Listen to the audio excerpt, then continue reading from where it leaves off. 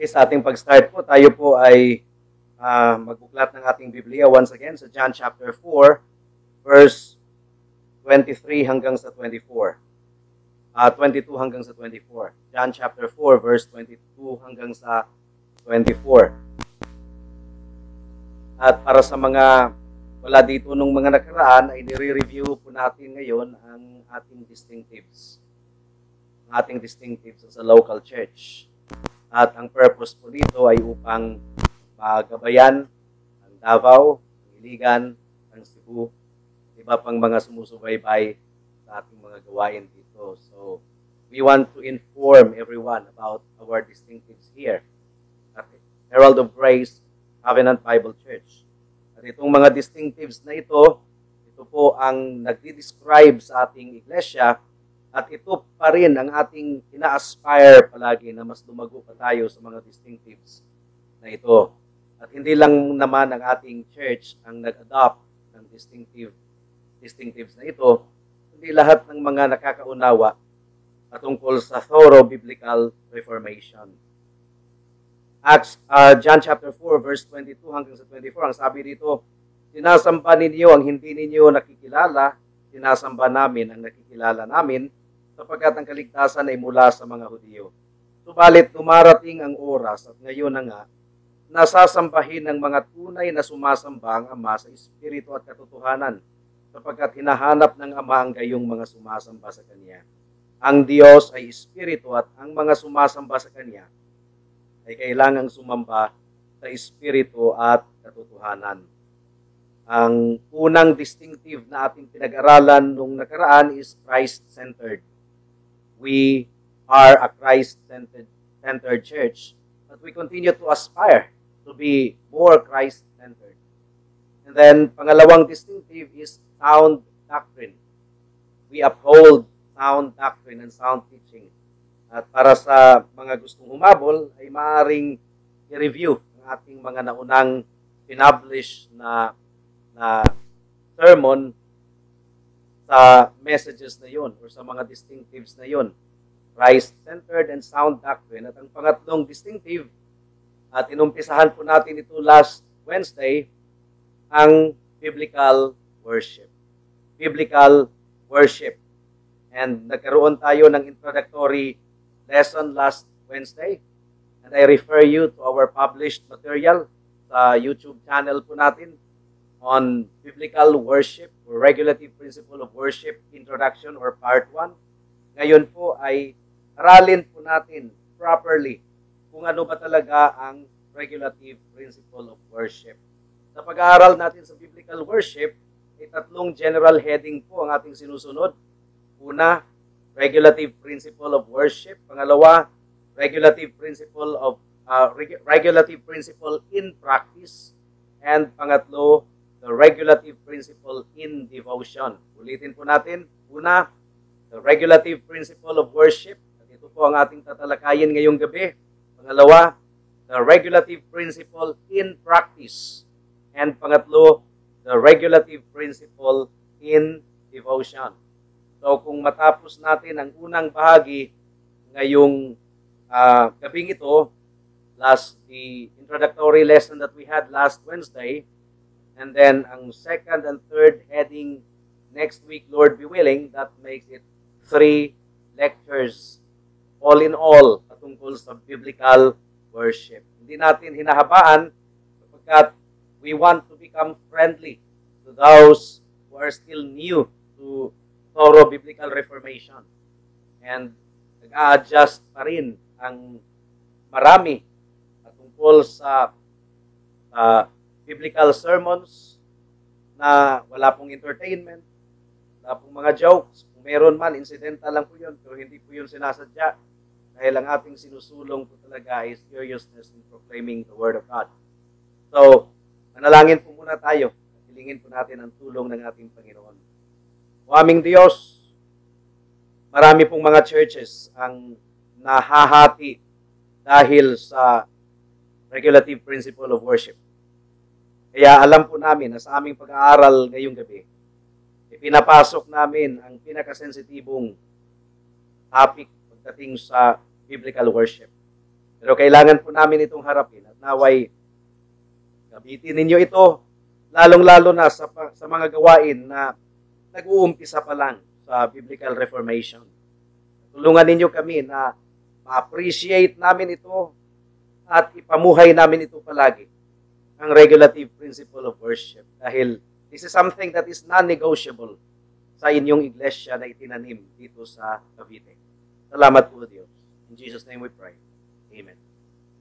Okay, as what I told you already, this is something that is non-negotiable pagdating sa thorough biblical reformation. Pero pagdating sa Ebanghelyo, this is something na maaari nating pagtiisan. Ang importante talaga ay ang Ebanghelyo, ang Gospel.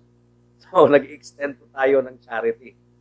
Samantalang sa atin, non-negotiable po ito, pero pagdating sa pag-extend ng right hand of fellowship, this is something na maaari po nating magtiisan at mag-extend po tayo ng charity. Okay, nakuha po natin. Paglilinaw lang po yan, ha? Paglilinaw lang po yan. Ang non-negotiable pagdating sa pag-extend ng right hand of charity ay ang right hand of fellowship rather, ang gospel talaga. Yun po talaga yung non-negotiable pagdating po sa pag-extend ng right hand of fellowship. Pero itong regulative principle of worship ay this is something na charitable po tayo.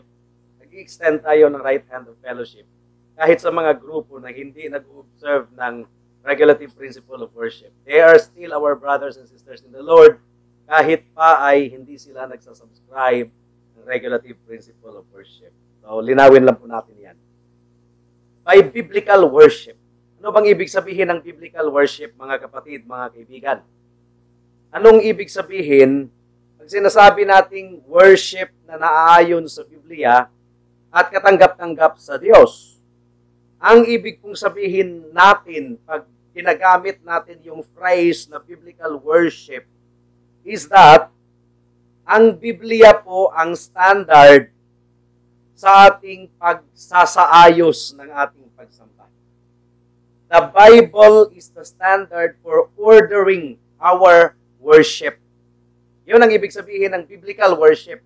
Ang Biblia lamang po ang standard sa ating pagsasaayos at sa pagsasagawa ng pagsamba. Regulative principle lang po ang tawag dito. Ang mga reformers and later ang mga Puritans ay talagang pinanghahawakan po nila, mga kapatid, mga kaibigan, na ang katanggap-tanggap na paraan ng pagsamba ay yaong ang Diyos mismo ang nag-institute. Ano ba ang Tagalog ng institute? I do not know. Ang katanggap-tanggap na pagsamba ay yaong ang Diyos mismo ang nagtalaga. At ang salita ng Diyos lamang ang tanging autoridad natin kung papaano tayo sumamba.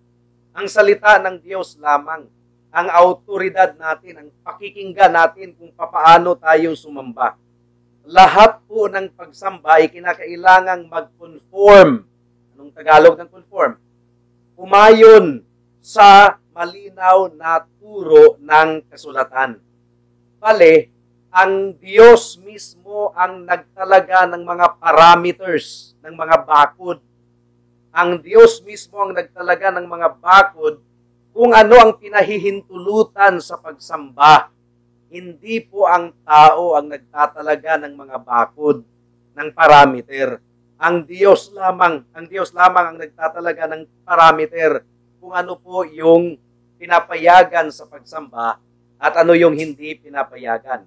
Now, meron pong 3 posisyon na pinapractice ng mga churches ngayon pagdating sa pagsamba.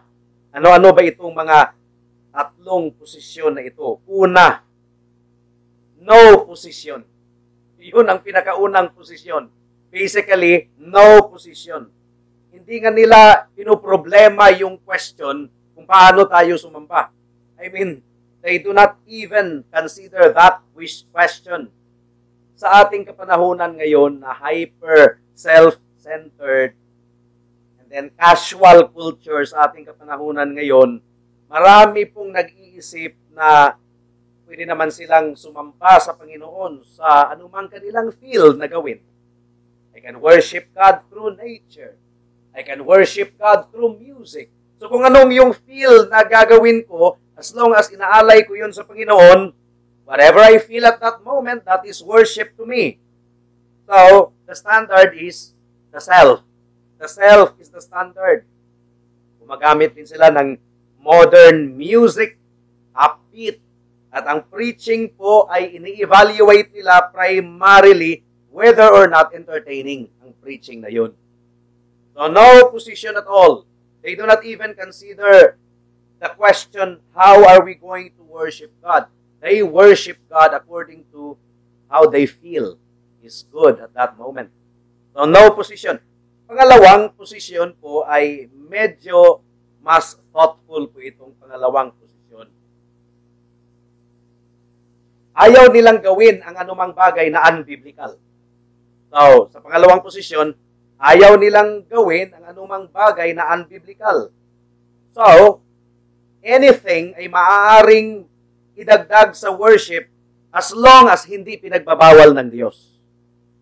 Okay? Ayaw nila ang unbiblical worship.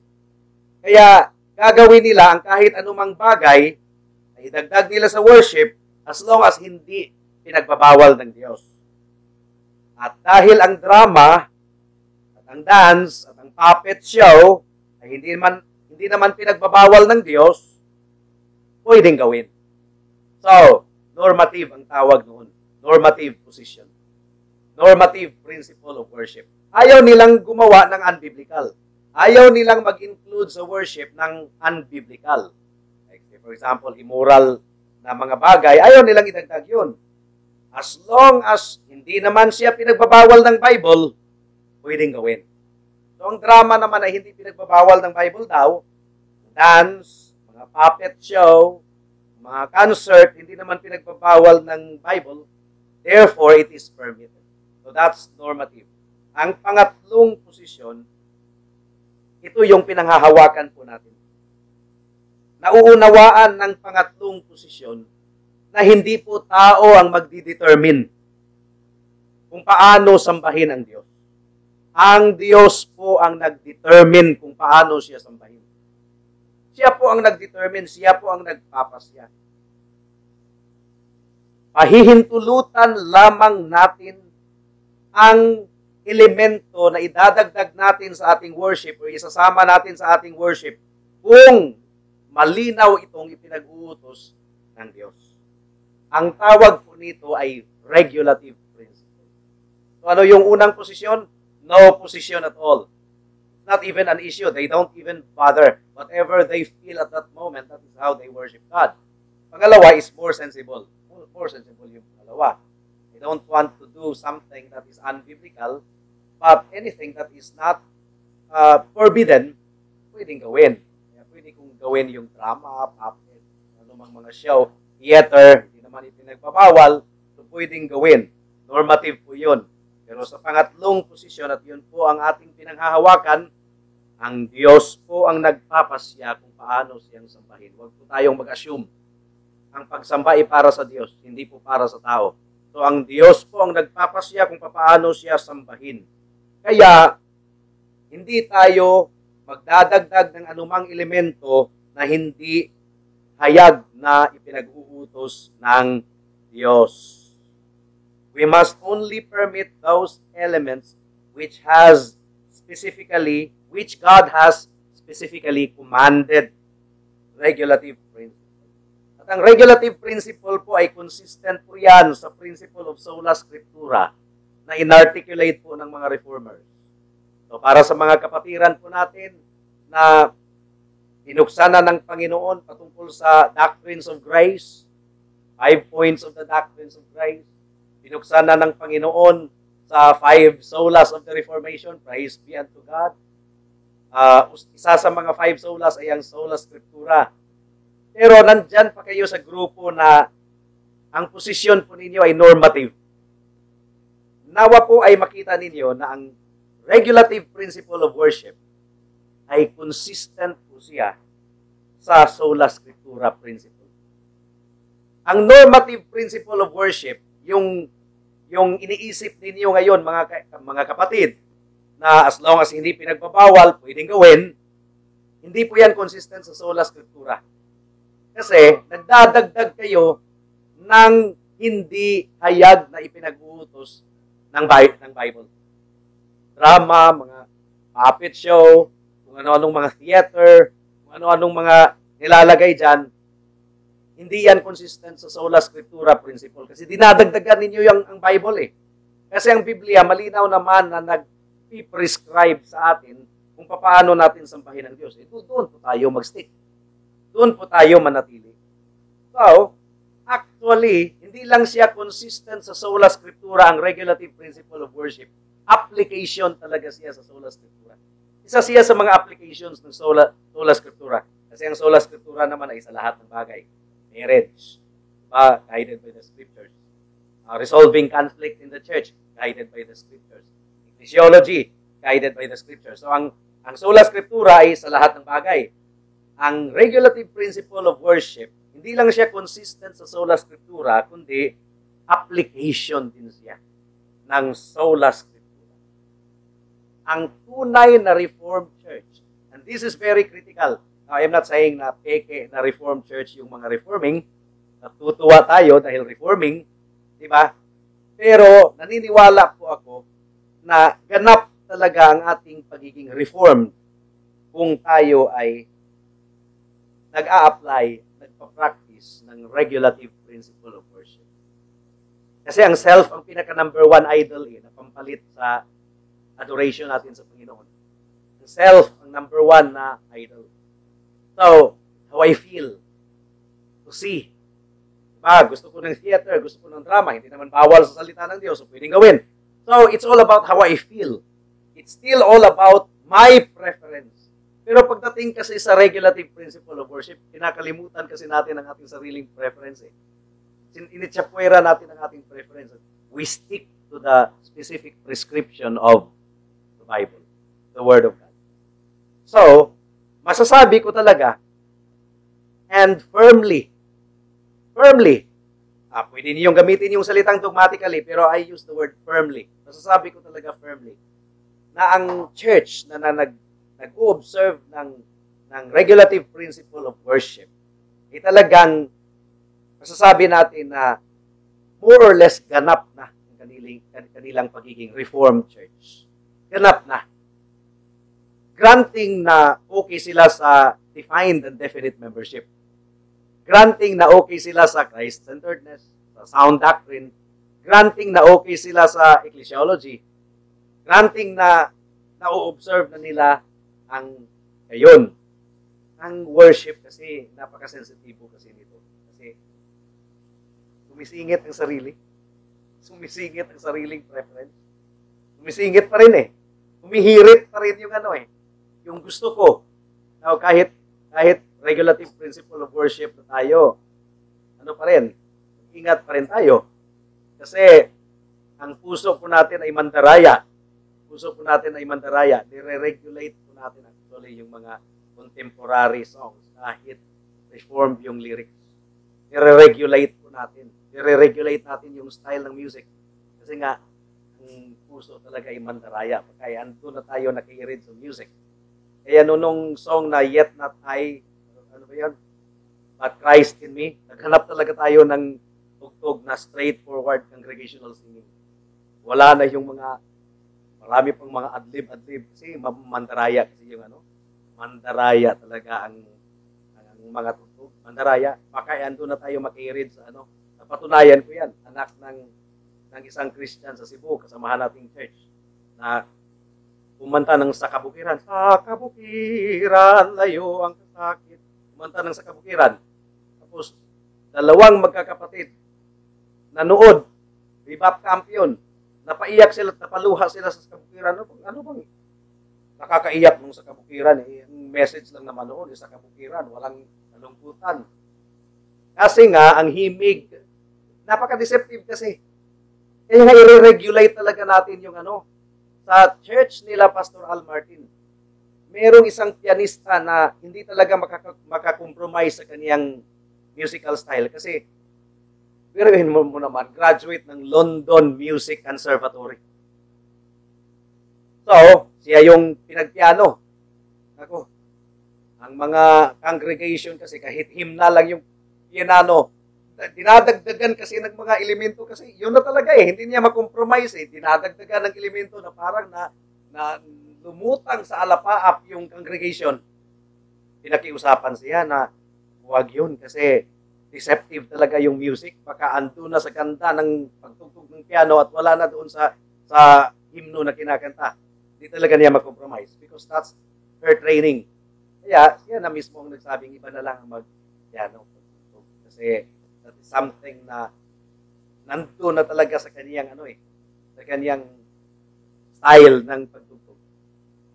Kaya yung by faith, di ba yung tugtog natin sa by faith, wala tayong ibang mahanap na minuson. Meron na po akong nahanap na straightforward congregational singing. Kaya matanggal na yung mga tugtog, yung mga sana yun, wala.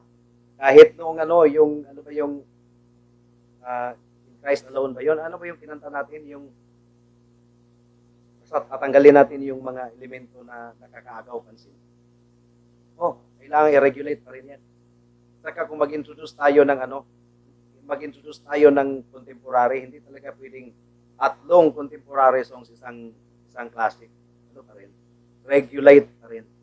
Isang contemporary song if ever we have to introduce. And then, there's a practical talaga. There's a practical effect. Walang dogmatic statement from the Bible niyan Pero there is really a practical effect kung ako ang tatanungin patungkol dyan. Regulative kasi mandaraya ang ating puso Now, ang isang iglesia na talagang nag-observe talaga ng regulative principle of worship, masasabi talaga natin na nagiging ganap na ang kanilang pagiging reform or nandun na talaga sila sa di ba? Reformed and reforming tayo. Reformed and reforming. Yung ando na sa regulative principle of worship, ando na yon sa reformed Yung reforming, andun pa yon sa mayroon pang mga elemento ng self, preference. Ayon pa kay John Calvin. Pakinggan natin si John Calvin We may not adopt any device in our worship which seems to fit to ourselves. Tingnan natin, isipin ang ating sarili. I-fit natin sa ating liking. Sabi dito, we may not adopt any device in our worship which seems to fit ourselves, but look to the injunctions of Him who alone is entitled to prescribe. Sino itong Him who alone is entitled to prescribe? Ang Diyos. Therefore, if we would have Him approve of our worship, kung nais daw natin ng approval ng Diyos sa ating worship, His rule, which He everywhere enforces with the utmost strictness, must be carefully observed. God disapproves of all modes of worship not expressly sanctioned by His Word. Ini-disapprove talaga ng Panginoon ang lahat ng uri or mode ng worship na walang sanction sa salita ng Diyos.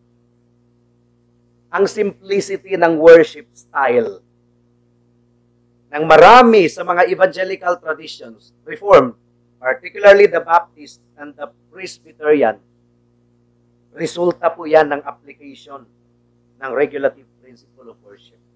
Kasi kung babasahin natin sa Bible, Exodus 20 verse 25, pati sa pagsasagawa ng mga bato, di ba, ipagpapatong-patong yung bato sa temple, may specific prescription Ibato pa nga lang yun sa temple, construction pa lang yun sa temple, may specific prescription na hindi sila pwedeng lumagpas doon, lalong-lalo na ang worship. Nakuha po natin, Exodus 20:25. Ang sabi dito, kung igagawa mo ako ng isang dambanang bato, di ba ang dambana, may kinalaman sa altar. Kung igagawa mo ako ng isang dambanang bato, ay huwag mong itatayo ito na may mga tapyas na bato. Dapat buong bato. Sapagkat kung iyong gamitin ang iyong patalim doon, ay iyong nilapastangan iyon. So dapat purong bato, walang tapyas. Ang ibig kong sabihin ito, di ba tayo pansyado ito, dapat ang ating pagsamba ay puro. Wala talagang mga strange element. Kasi kung gagamit ka daw ng patalim at yung mga bato na gagawin ng dambana ay parang naputol na ginamitan ng patalim, Ano na yan? Ang sabi dito, nilapastangan daw nila ang Diyos. Altar lang yun ha. Altar yun sa Old Testament worship. Lalong-lalo ng mga elements of worship. Kaya wag talaga tayong magdagdag ng anumang elemento na wala sa salita ng Diyos. Ang regulative principle of worship, mga kaibigan, mga kapatid, mga minamahal na kapatid, we extend our right hand of fellowship sa mga kapatid natin na humahawak ng tunay na gasto. Somehow, hindi pa talaga na-expose dito. And this is very sensitive. Malinaw na tinuturo po ng Biblia ang regulative principle of worship. Bakit ni-reject ng Panginoon ang pagsamba ni Cain? Bakit hindi niya tinanggap ang fruit of the ground na inalay ni Cain? Bakit ang animal sacrifice ni Abel ang tinanggap ng Diyos? Sapagkat, hindi naman po prescribe ng Diyos ang tao na mag-offer ng fruit. Hindi sa ipinagbabawal. Wala ka namang mababasa na ipinagbabawal eh. Pinagbabawal ba ang prutas na i-offer? Hindi. Pero hindi prescribe. Diba? Ang blood sacrifice ang prescribe. At doon nag-stick si Abel. Ang tanong dito, saan kukuha si Cain ng hayop? Di ba siya ay farmer? Tatanim ng, hindi siya katulad ni Abel na nag-aalaga ng mga hayop. That's not even a question. That belongs to practical common sense. Pwede siyang makipag-bargain kay Abel. Di ba? Pwede siyang bumili ng animal sacrifice, babayaran niya ng kanyang mga fruit of the ground. Para lang meron siyang maialay sa ating Panginoon. Si Nadab and Abihu, bakit po sila pinatay ng Diyos? Sapagkat sila ay nag-alay ng strange fire. Kakaibang apoy. Strange fire. Hindi pinagbabawal, pero hindi ipinag-uutos. Leviticus chapter 10, verse 1 and 2. Leviticus chapter 10, verse 1 and 2. Sabi po dito, ayaw nating ma-preempt. Okay. Leviticus chapter 10, verse 1 and 2. Ang sabi dito, noon sina Nadab and Abihu na mga anak ni Aaron ay kumuha ng kaniya-kaniyang suuban at nilagyan ng apoy ang mga ito at pinatungan ng insenso. Sila ay naghandog sa harapan ng Panginoon ng ibang apoy na hindi niya iniutos sa kanila. At lumabas ang apoy sa harapan ng Panginoon. Nilamon sila at namatay sila sa harapan ng Panginoon. Naghandog daw sila ng apoy na hindi niya iniutos sa kanila. Hindi pinagbabawal, pero hindi inutos. Talagang tinupok sila ng Panginoon. Nilamon sila ng apoy. Delikado. Delikado talaga. Deuteronomy chapter 12, verse 29 to 32. Matindi ang regulative principle dito. Yung mga kasangkapan doon sa temple. Hindi sila maaring lumagpas doon na may kinalaman sa pagsamba. Ang Diyos talaga ang nag-prescribe noon. Deuteronomy chapter 12 verse 29 to 32. Ang sabi dito, kapag natanggal na ng Panginoon mong Diyos sa harapan mo ang mga bansa na iyong papasukin upang samsaman at nasamsaman mo na sila at nakapanirahan sa kanilang lupain, mag-ingat ka upang huwag kang mabitag na sumunod sa kanila.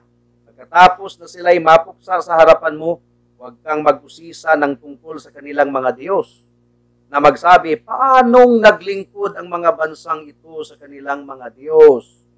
Gayon din ang gagawin ko. Huwag mong gagawin ang gayon sa Panginoon mong Diyos, sapagkat bawat karumal-dumal sa Panginoon na kaniyang kinapupuutan ay kanilang ginagawa sa kanilang mga Diyos. Sapagkat pati na ang kanilang mga anak na lalaki at babae ay kanilang sinusunog sa apoy para sa kanilang mga Diyos. Anumang bagay na ipinag-uutos ko sa iyo ay siya mong gagawin upang huwag mong daragdagan ni babawasan. Diba regulative principle? Huwag mong daragdagan ni babawasan. At ang pagsamba ng mga Hudyo, dapat walang elemento ng pagan worship sa neighboring. Kaya huwag kang mag-usisa kung paano nga nila sinamba ang Diyos nila. Ganito, pwede kong idagdag ito, i-adapt ko, i-embrace ko. Di ba ganun yung ganun yung sa mundo? Paano mag-concert si Celine Dion? Paano mag-concert yung mga Josh Groban, yung mga pop artists? Di ba may ganun, may pataas-taas ng kamay, ganun-ganun. Alive lahat.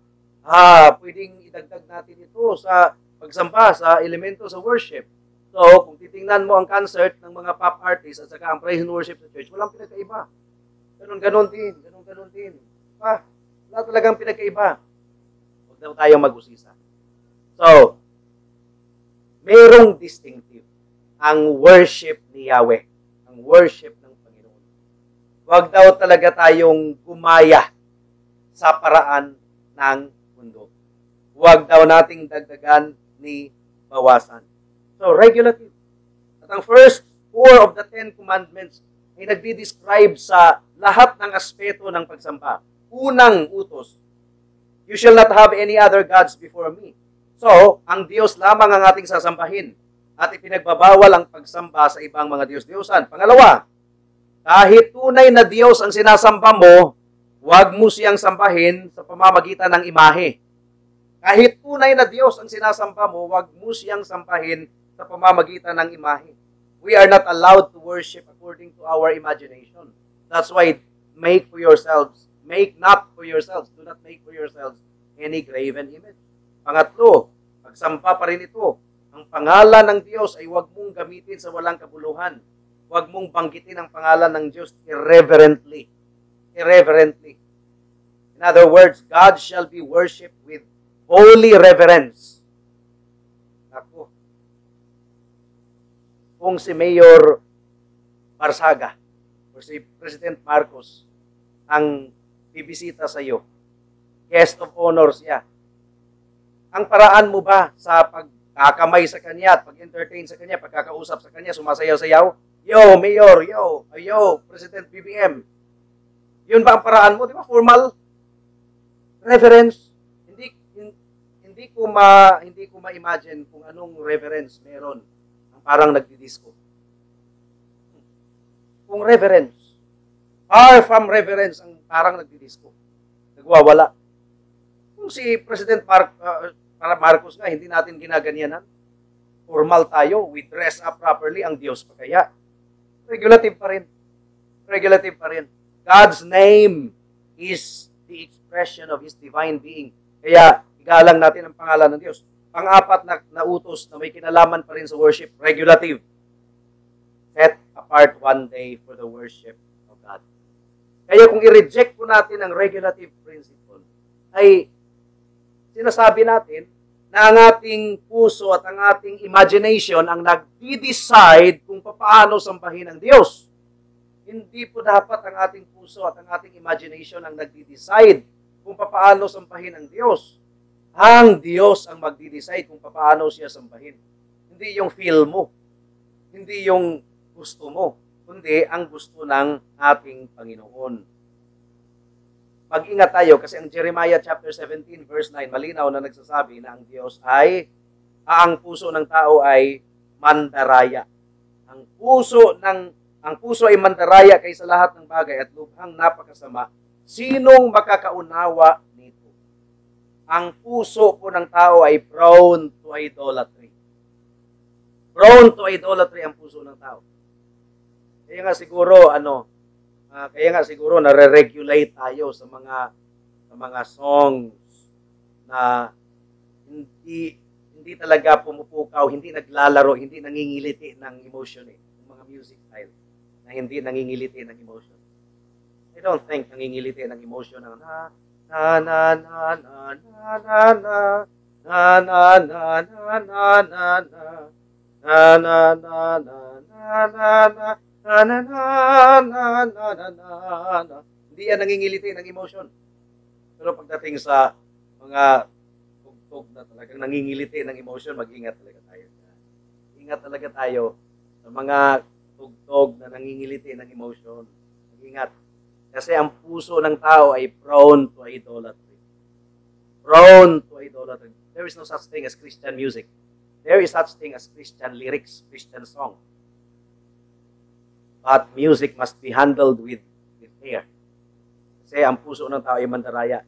When left to our imagination, worship soon becomes idolatrous. Kung pabayaan tayo sa ating imagination, ang worship ay magiging idolatrous yan.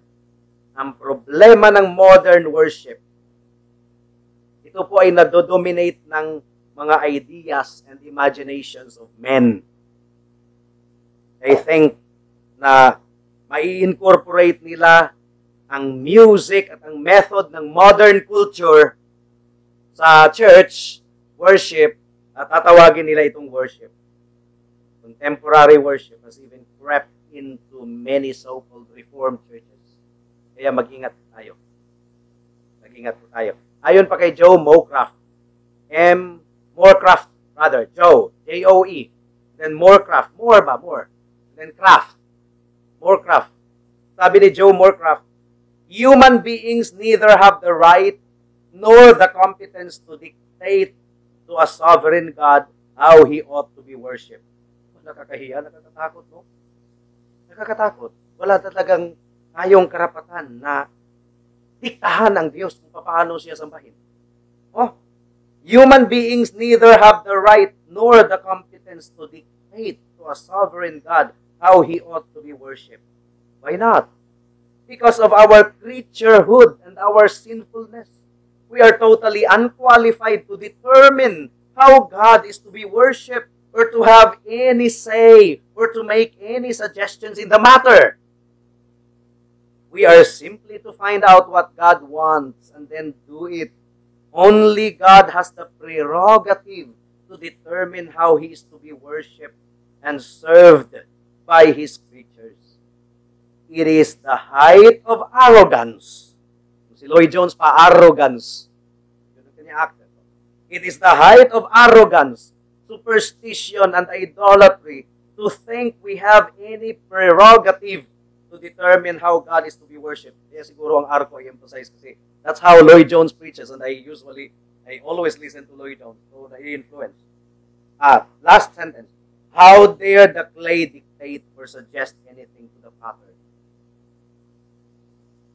How dare the clay dictate or suggest anything to the potter? Kaya, kailangang sambahin natin ang Diyos according to His commands. Hebrews chapter 12, verse 28 to 29. According to His commands. Dito na tayo magwawakas. Kaya't yamang tinanggap natin ang isang kahariang hindi mayayanig. Magkaroon tayo ng biyaya na sa pamamagitan nito ay makapaghahandog tayo sa Diyos ng kalugod-lugod na paglilingkod na may paggalang at takot sapagkat ang Diyos natin ay isang apoy na tumutubo. So, dapat may paggalang at pagkatakot ng ating paglapit sa Panginoon sapagkat siya ay Diyos. Siya ay apoy na tumutubo. Para sa mga kaibigan natin na wala pa kay Kristo, ay talagang hindi ninyo ito maunawaan. Talagang ang iniisip niyo, ano ba yung pinagsasabi? Pero this is really the concept.